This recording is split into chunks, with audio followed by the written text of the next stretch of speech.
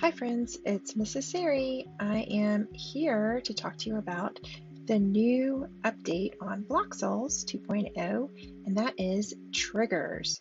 So let's get started in the game. You'll notice as I walk past this arrow that it starts to rain. So this says, welcome to the world of triggers. In this tutorial, you will learn how to effectively use triggers.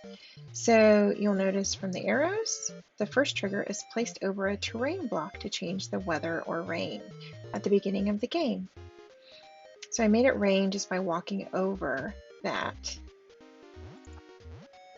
And this is great if you want some differences in your game.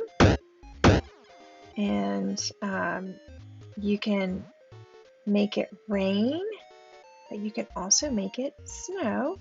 And then another way to use triggers is with music. So you can change the music as you go. And I place them on 3 different blocks to make sure my character touches them. You can show a change in the game, like a trove of enemies, a boss, or a more difficult area.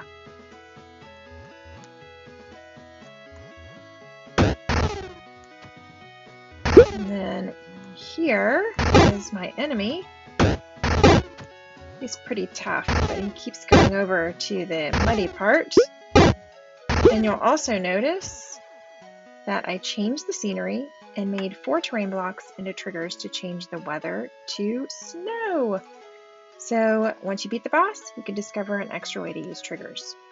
I think my boss already is gone because he went into that hazard area. So I got lucky there. Might need to change that.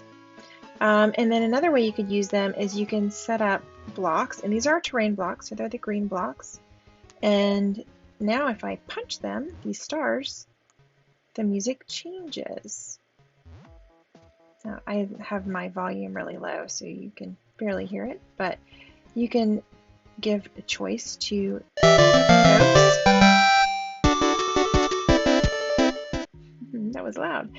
So you can give a choice to folks in the music that you play as well. So you can find different ways to create that. So you can see how the blocks, they are terrain green blocks. And if I come over to the last tab now, they have the music icon on them.